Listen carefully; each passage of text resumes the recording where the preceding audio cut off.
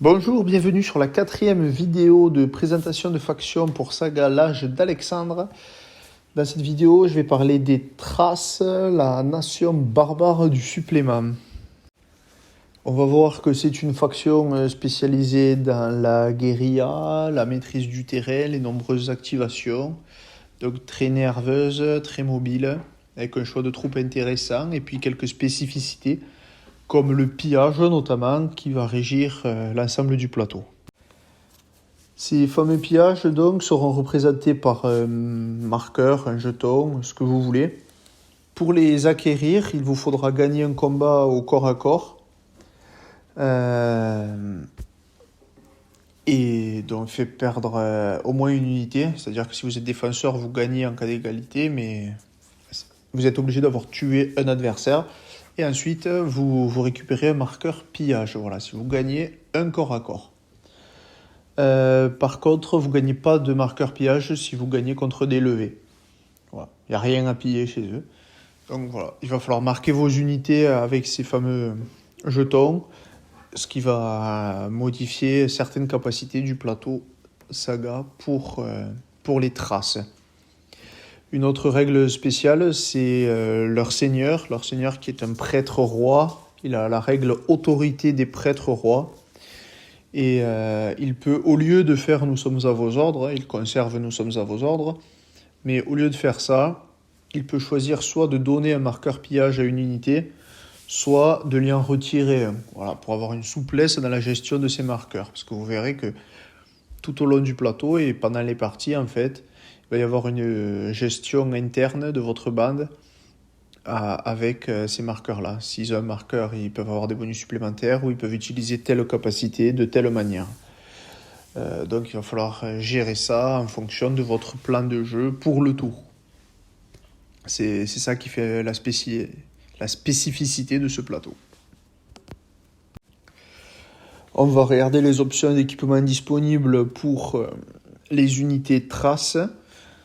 Le seigneur qui peut être soit équipé d'une arme lourde, soit être à cheval. Voilà, on n'a pas l'option standard pour le seigneur, c'est assez rare, mais c'est pas gênant. Hein, ça reste un bon seigneur. Avec arme lourde, ça fait quand même un bonhomme assez costaud. Les gardes qui sont exclusivement à cheval, pas d'option, et en plus on peut en avoir qu'une seule unité. Donc c'est quand même assez limité pour les gardes chez eux, on risque de pas en voir beaucoup.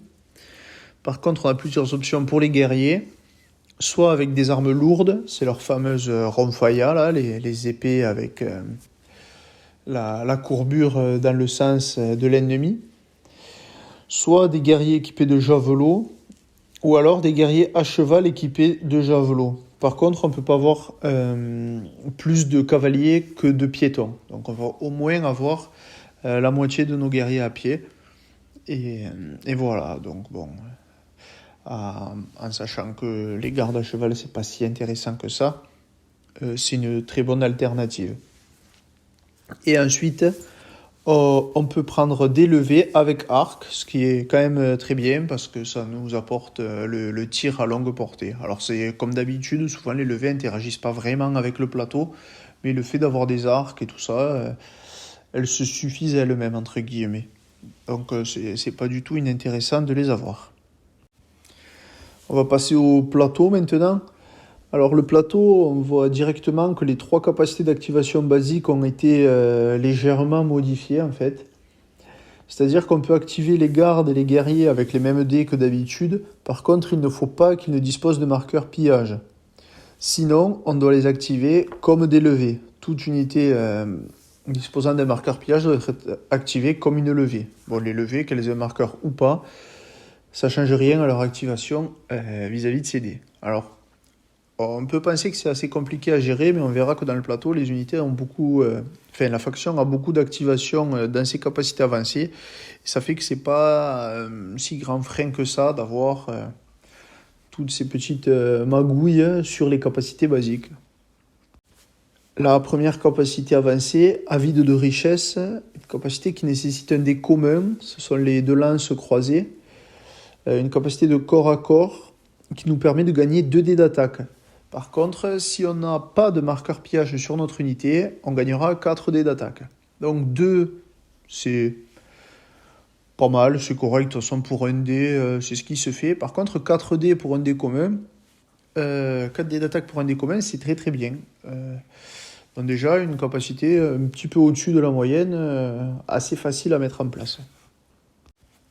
La seconde capacité, soif de combat, qui s'active avec un dé peu commun ou un dé rare, le cheval ou le visage. Une capacité d'activation multiple avec un choix. Donc en fait, c'est 2 capacités en une et on va choisir l'effet que l'on veut résoudre.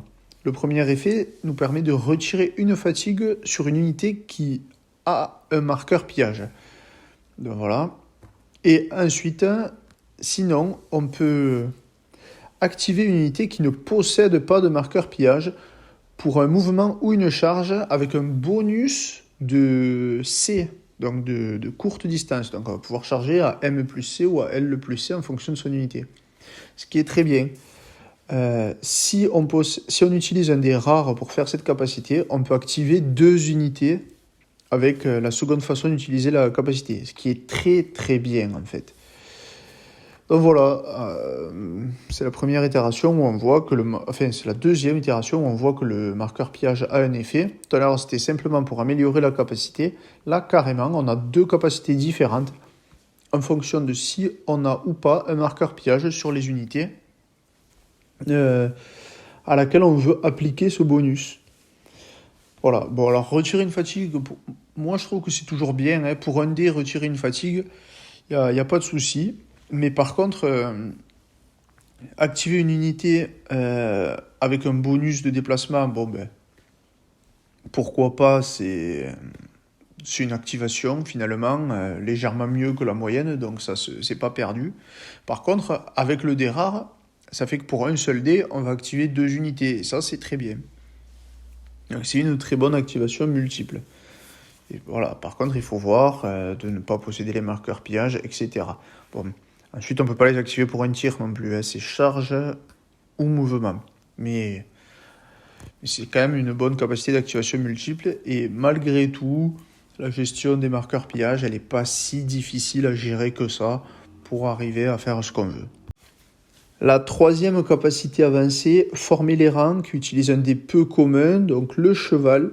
Une capacité de corps à corps qui nécessite d'être des piétons défenseurs. Alors c'est quand même assez contraignant, même si on verra que la majorité de vos unités risquent fortement d'être des piétons, avec javelot même, sans trop m'avancer, mais il y a des chances que ce soit ça. Donc on peut défausser la moitié de nos dés d'attaque pour bénéficier d'un couvert solide durant le corps à corps qui suit. C'est exactement l'effet de serrer les rangs. Ça coûte un dé. Donc ça peut paraître plutôt bof, mais en fait, on ne peut pas du tout serrer les rangs dans cette faction. Donc ça nous apporte une défense supplémentaire à laquelle on n'aurait pas droit. Et en plus, ça s'utilise pendant la gestion des dés sagas, donc on peut le faire en fonction des capacités que l'adversaire utilise ou pas. C'est pas négligeable. Et puis on peut aussi le faire avant de se redonner des dés d'attaque pour finalement faire un corps à corps plutôt efficace avec beaucoup de dés d'attaque et un couvert lourd. Donc c'est une bonne petite capacité simple à mettre en place. C'est juste limitant par rapport aux unités, mais selon moi, on a quand même beaucoup de piétons dans cette bande. La quatrième capacité, insaisissable, qui s'utilise avec un dé commun ou un dé rare. Elle nous permet de faire un tir avec une unité équipée de javelot. Donc là, ce sera nos guerriers exclusivement. Elle nous permet... elle nous permet pas de faire un tir, elle nous donne un bonus pendant les tirs, pardon. Donc un bonus de 2 dés d'attaque. Voilà, ce qui est sympathique. Mais une fois qu'on a fait ce tir, on peut faire un mouvement juste après. Donc en fait, ce dé nous sert à faire un mouvement. Si on utilise le dé rare, ce mouvement ne génère pas de fatigue. Voilà, c'est très bien en fait. Pour un dé, on gagne 2 dés d'attaque. Pour un dé saga, on gagne 2 dés d'attaque, donc c'est un bonus correct. Et un dé d'attaque plus un mouvement, ça devient un bonus qui est très bien. Au tir en plus, où les dés sont généralement plus chers qu'au corps à corps, ça vaut le coup. Est-ce que ça vaut le coup de mettre un dé rare pour pas prendre la fatigue? Ça va dépendre des circonstances, mais si vous avez fait... pas sûr que ça soit si pertinent que ça. Normalement, vous mettez hors de portée, et après, on risquait de pas forcément vous faire recharger ou ce genre de choses. Donc voilà, ça joue bien avec la gestion des terrains pour se remettre. On peut sortir, tirer, se remettre dans un terrain accidenté pour éviter de se faire charger ou ce genre de choses, c'est plutôt bien. La 5e capacité, protéger le butin. Alors elle s'active avec n'importe quel dé saga pendant un corps à corps ou en réaction à un tir. Donc c'est assez bien, c'est une capacité défensive qui nous permet de relancer nos jets de défense qui ont obtenu un résultat de 1 ou 2. Si on utilise le dé rare, on peut relancer tous nos jets de défense, ce qui est très correct, surtout au corps à corps finalement le dé rare, parce qu'on va potentiellement relancer plus. Mais en tout cas, c'est une bonne petite capacité de défense. En plus de ça, si notre unité possède un marqueur pillage, on peut le défausser. Et si on défausse ce marqueur, on peut automatiquement annuler 2 pertes une fois que l'on a lancé les jets de défense. Donc là, ça devient très très bon.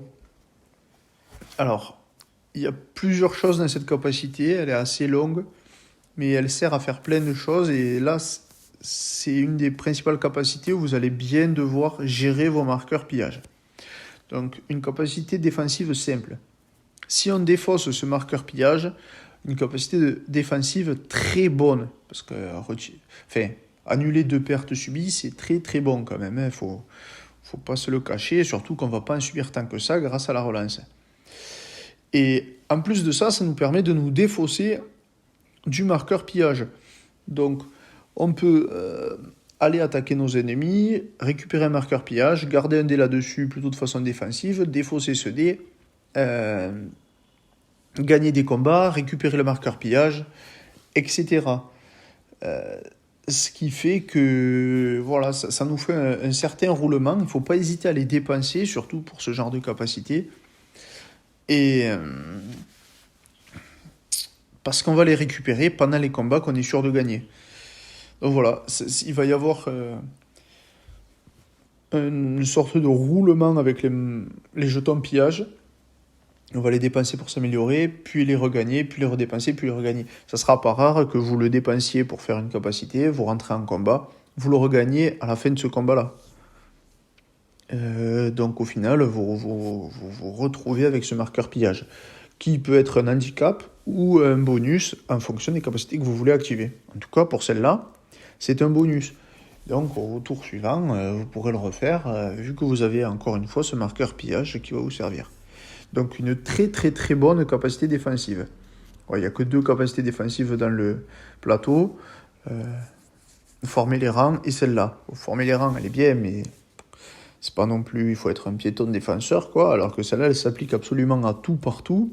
Et au corps à corps, surtout, elle est très bonne parce qu'elle nous fait pas perdre ce jeton pillage qu'on pourra réutiliser plus tard.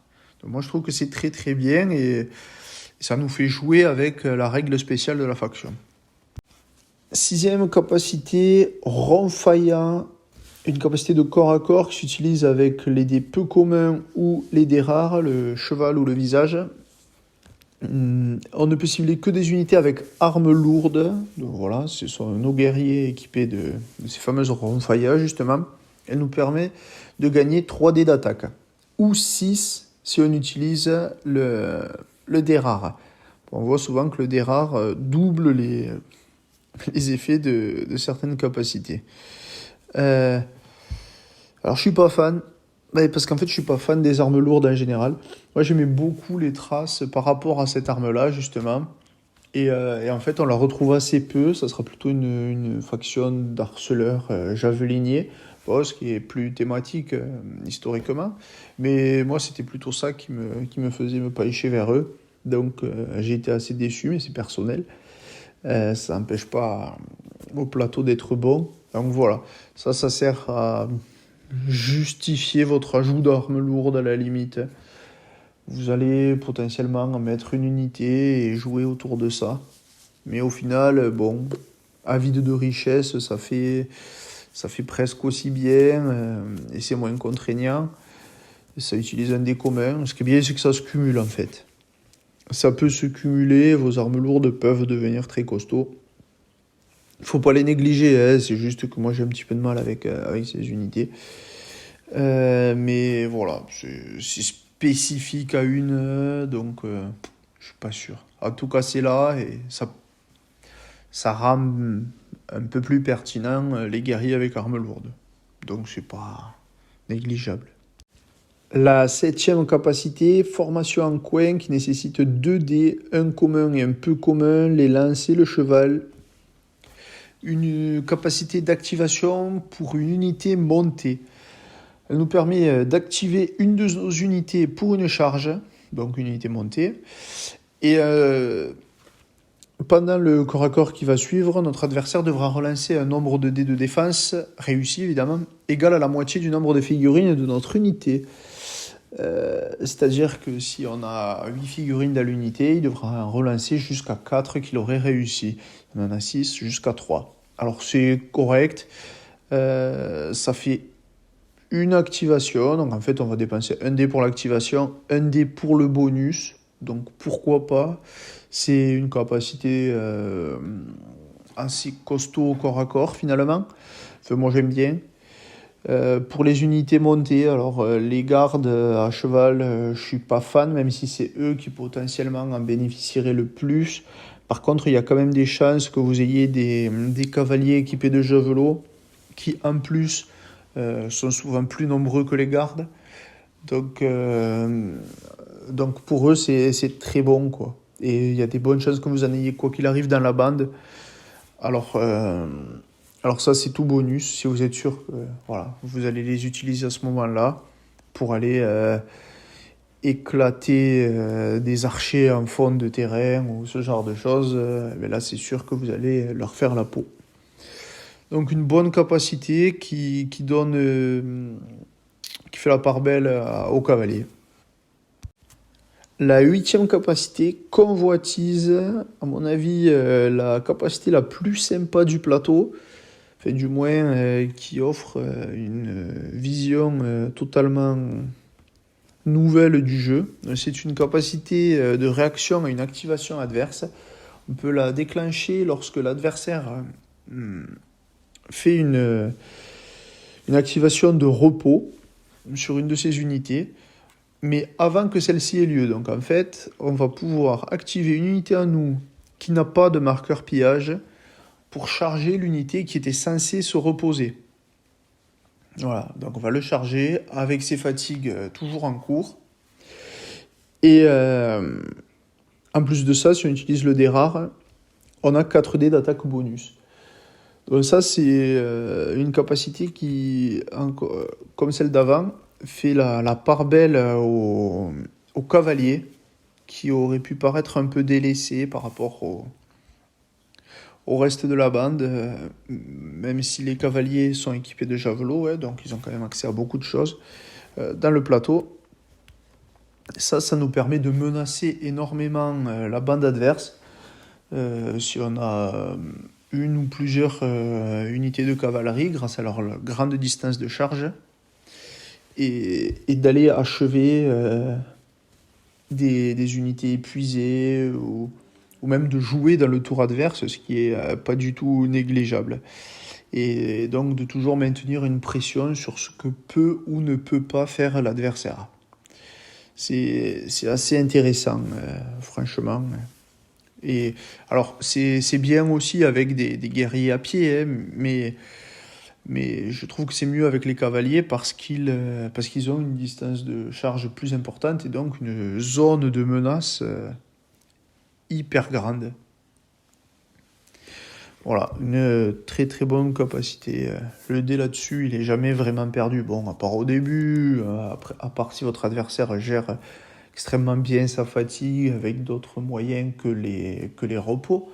Mais il y a toujours un moment où on se repose et à ce moment-là, les traces ils vont vous tomber dessus, quoi.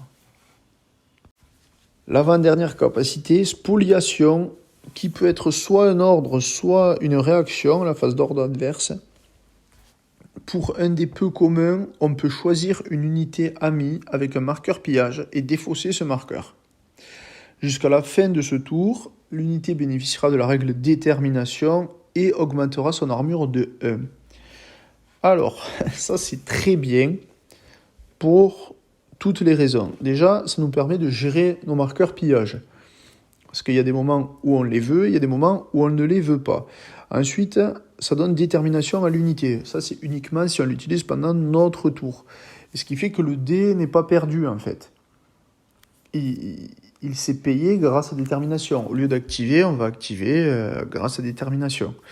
Et en plus de ça, on augmente notre armure de 1, ce qui est un excellent bonus. C'est vraiment un très bon bonus pour un des peu communs. Et donc, voilà. Alors, la contrainte, évidemment, c'est que l'unité que l'on veut désigner pour faire ça doit déjà avoir un marqueur pillage. Donc, c'est assez limitant dans ce sens. Mais en tout cas, ça peut nous permettre des sacrées choses comme notre Seigneur avec une armure à 6, avec détermination, etc., qui peut faire des sacrés trous. Bon, nos gardes, ça aurait été chouette si on veut en mettre, mais bon, pourquoi pas, il y a des gens qui doivent les jouer. Mais en tout cas, c'est toujours très bon à prendre l'augmentation d'armure pour gratuit finalement. Et puis la gestion des pillages. Ça, on pourra voir que grâce à la capacité soif de combat ou celle qui va suivre insatiable, où on n'a pas forcément envie d'avoir de marqueur pillage sur notre unité, on va utiliser ça rien que pour se débarrasser du marqueur pillage. Ça fait que cette capacité, elle a plein de fonctions, mais au lieu d'avoir à choisir, en fait, elle va cumuler toutes ces fonctions. Voilà, donc c'est très très bien, et ça interagit très bien avec le plateau trace qui tourne autour de cette notion de pillage. Et puis la dernière capacité fabuleuse du plateau, c'est insatiable, une capacité d'activation pour un des communs ou un des peu communs. Elle nous permet d'activer 2 unités qui n'ont pas de marqueur pillage. Voilà, ça c'est très bien. Voilà. Pour faire ce qu'on veut, tir, charge, mouvement, n'importe quoi, donc très très bien. Ou sinon, de défausser le marqueur pillage de 2 de nos unités pour les activer. Donc ça nous fait encore une gestion du pillage, et ça combine très bien avec beaucoup de choses, comme avec avide de richesse par exemple. On active nos unités, on enlève leur marqueur pillage, et ensuite, comme on n'a pas de marqueur pillage, on déclenche avide de richesse, on gagne 4 dés d'attaque bonus. C'est le combo le plus simple qui soit, mais enfin, c'est très bien. Et voilà, ça nous permet quand même d'activer 2 unités pour un seul dé, quasiment 100% du temps. Alors évidemment, ça va être un tout petit peu contraignant en fonction de vos unités qui ont ou pas des marqueurs pillage. Mais ça permet un tas de choses, quoi, dont la gestion de ces fameux marqueurs pillage. Pour essayer de synthétiser un peu le plateau, en fait, c'est très bien, hein, c'est des choses que j'aime bien, moi, c'est quand on a une règle spéciale et qu'on joue complètement autour. Alors on voit que sur cet âge-là, c'est particulièrement prononcé, c'est peut-être pour ça que l'âge il n'est pas si accessible que ça. Mais voilà, là ce sera le pillage, et tout va tourner autour du pillage. On a une majorité de capacités qui vont être modifiées en fonction de ces marqueurs. On a notre seigneur qui peut aider légèrement à gérer ces marqueurs-là, même si c'est quand même anecdotique parce que on doit remplacer nous sommes à vos ordres pour faire ça. Et nous sommes à vos ordres, c'est quand même très très bien. Donc bon, à voir. Enfin, en tout cas, c'est chouette qu'ils aient mis une règle particulière au seigneur. Ça lui donne une identité que j'aime bien. Il va falloir choisir les proportions de guerrier, cavalier, piéton, etc. En fonction de ce qu'on veut, mais on va quand même se rendre compte que ça sera beaucoup de javelots. Une faction qui va bien gérer les terrains difficiles, enfin, ou du moins accidentés. C'est la seule d'ailleurs, je trouve, qui gère très bien ce genre de terrain. Peut-être avec les Perses à la limite.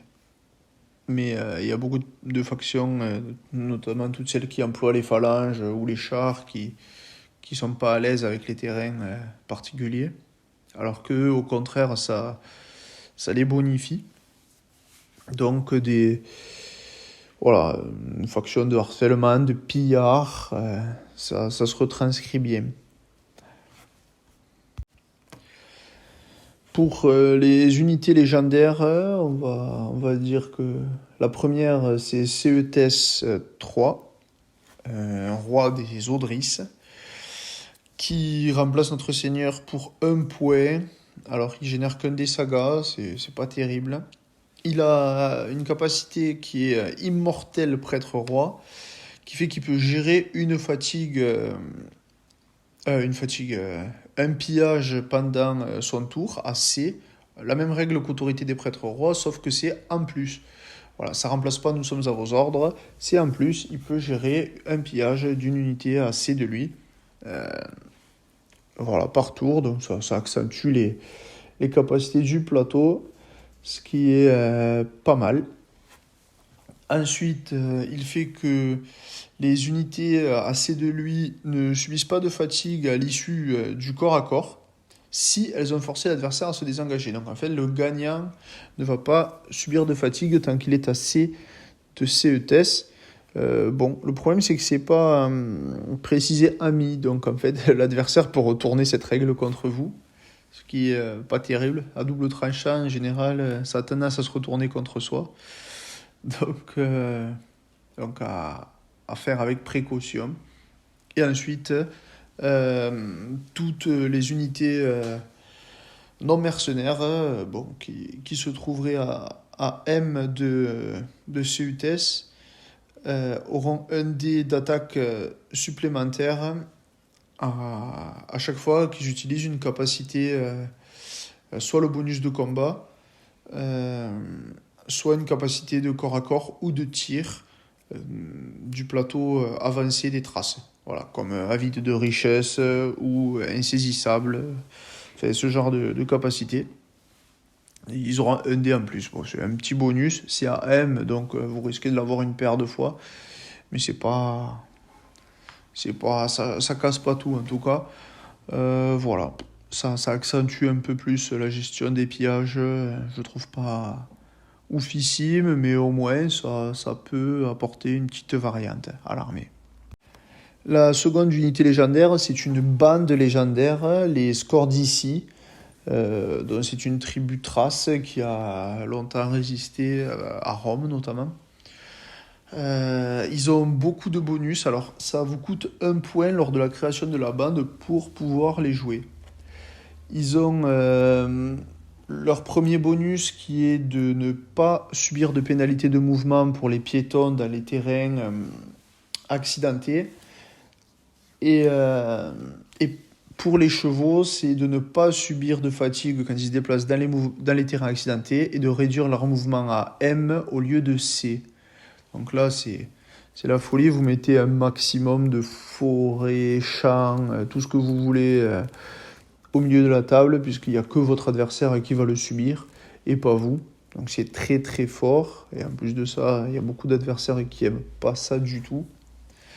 Ensuite, ils ont encore un bonus, c'est que quand ils attaquent en combat, donc quand ils sont attaquants, ils ont 2 dés d'attaque bonus systématiquement, sans avoir besoin de dés supplémentaires, etc. Si l'adversaire serre les rangs, ça fait 2 dés d'attaque bonus supplémentaires. Donc en fait, ça va annuler une partie de serrer les rangs, ce qui est très fort. Très très fort en fait, même. Et puis en plus de ça, leur dernière règle fait qu'ils ignorent la première perte subie euh, pendant les combats au corps à corps uniquement. Donc ça sera une bande très très orientée corps à corps, mais c'est très fort. En fait, ça je pense que c'est très très très très fort. Vous allez vous passer de une unité pour énormément améliorer les autres. Est-ce que ça vaut le coup? Je pense que oui. Je pense que ça vaut tout le temps le coup et qu'ils sont très forts. Alors, c'est quand même bien parce que bon, ben, vous allez devoir vous passer d'une unité. C'est sûr que si vous jouez à 8 points, se passer d'une unité, c'est beaucoup moins impactant. Mais bon, on va prendre le. Si vous jouez à 4 points, c'est jouable, vous perdez un quart de votre bande. Donc c'est pas. Voilà, on va dire que le jeu est équilibré pour le format standard, c'est-à-dire 6 points. Et à 6 points, je trouve que c'est très bien. Autant le roi des Odris, il est pas fou. Autant les scores d'ici, ça bombarde. Ce qu'on peut dire sur la bande, c'est que c'est une bande qui gère très bien le terrain. Moi, je l'ai dit un peu tout à l'heure, mais j'essaye de récapituler. Voilà, très bien le terrain. Je pense que vous allez mettre beaucoup de terrain, sauf si vous prenez un maximum de cavalerie. Mais bon, ça m'étonnerait que ce soit forcément le cas. Une faction de guérilla, une des rares factions de guérilla du plateau. Le mécanisme de pillage qui est unique. Donc ça c'est toujours bien pour donner une identité à une faction. Ça joue avec beaucoup d'activation. Vous verrez que en fait c'est plus simple qu'il n'y paraît à prendre en main. Moi je comptais jouer les traces au départ. Je ne l'ai pas fait pour plusieurs raisons. Et une des raisons qui m'ont rebuté en fait, c'est quand j'ai vu toutes ces capacités d'activation basiques. Je me suis dit, ah, c'est une usine à gaz, c'est pas trop commode à prendre en main, ni jouable, même si il y a des factions qui sont dures à prendre en main que j'aime bien jouer, mais là, celle-là, ça me paraissait plutôt usine à gaz et pas intuitif. Mais en fait, on voit que grâce notamment à Insatiable, hein, que vous allez utiliser à tous les tours, c'est pas si difficile à prendre en main, ça s'active bien, quoi. Y a pas de problème. Donc, voilà, ça fait plus peur que ce que c'est difficile. Voilà. C'est une faction qui aura quand même beaucoup de tirs, parce que les guerriers équipés de javelots, les cavaliers équipés de javelots, vous pouvez même prendre des archers. L'air de rien, ça va beaucoup tirer. Voilà. Les points négatifs, bon, ben déjà, il y a cet aspect, en fait, de comment c'était écrit par rapport au pillage qui m'avait rebuté, moi. Il a fallu plusieurs lectures et quelques discussions pour me dire qu'en fait, ça va. Et puis après, moi, un truc qui m'a déplu, je veux le dire, même si faut pas le prendre mal, mais c'est que la Ronfaya, pour moi, c'était vraiment leur arme emblématique et je m'attendais à en voir le paquet. Alors après, en discutant et en faisant quelques recherches, finalement, il me semble que c'est plutôt les DAS qui l'ont utilisé plutôt. Donc on verra pour le prochain supplément où j'espère les DAS seront présents et qu'ils utiliseront bien plus de Ronfaya. Je proposais quelques compositions de bandes maintenant pour voir, voilà, ça, sans prétention, mais quelques pistes pour commencer. Je pense qu'on ne peut pas trop se tromper en prenant que des guerriers. 4 avec javelot et 2 groupes de guerriers à cheval par exemple. Là voilà, à mon avis c'est le plus simple à prendre en main parce que les guerriers avec javelot c'est polyvalent, les cavaliers avec javelot c'est hyper polyvalent et ça bénéficie d'absolument tout le plateau. Donc sur ça à mon avis on peut pas trop se tromper. Avec le seigneur avec une arme lourde pour les suivre, pour suivre les guerriers à pied, je pense, c'est plus pertinent, puisque les cavaliers vont certainement s'éparpiller afin de faire peser la menace un peu partout sur la table. Évidemment, cette liste de guerriers, elle peut être assez facilement modifiée. Par exemple, vous pouvez enlever un guerrier avec javelot pour le remplacer par un guerrier avec arme lourde. Vous pouvez retirer un cavalier pour le remplacer par une levée. La levée, elle bénéficie pas du tout du plateau, mais en fait, elle reste très intéressante dans le sens où vous risquez de poser beaucoup de terrain et elle va apporter un soutien continu de tir sur l'adversaire. Donc, elle est pas du tout inutile. Voilà, c'est sur ça, voilà, les 6 points de guerrier, ils sont modulables. Ça sera à vous de voir la proportion que vous voulez d'armes lourdes, de javelots, de cavaliers. À partir de là, à mon avis, la bande, elle peut pas être mauvaise. Et voilà, le point de levée, il est jamais négligeable, mais ça va surtout dépendre des affinités qu'ont les gens avec les levées. Moi, je sais que je les aime beaucoup. Ils apportent toujours leur soutien ou la souplesse de jeu nécessaire. Voilà. Ensuite, on peut faire une liste un petit peu plus classique en mettant 2 points de garde pour faire une grosse unité de 8 et bénéficier au maximum de la formation en coin. Et puis cette unité-là, vu qu'elle sera toujours aux aguets pour convoitise, elle va être très très menaçante pour l'adversaire. On l'a fait accompagner par le seigneur à cheval. Un seigneur à cheval qui pourra lui retirer son marqueur pillage afin qu'il soit toujours prêt à faire convoitise sur les éventuels repos du camp adverse, feignant du camp adverse qui rechigne à aller au combat. Donc ça c'est très bon. Donc 2 gardes répartis en une seule unité de 8. Ensuite 3 points de guerrier avec javelot en 3 unités. Et puis une levée avec arc. Là c'est vraiment la bande typique qui va pas décevoir. Je pense pas que ça déçoive.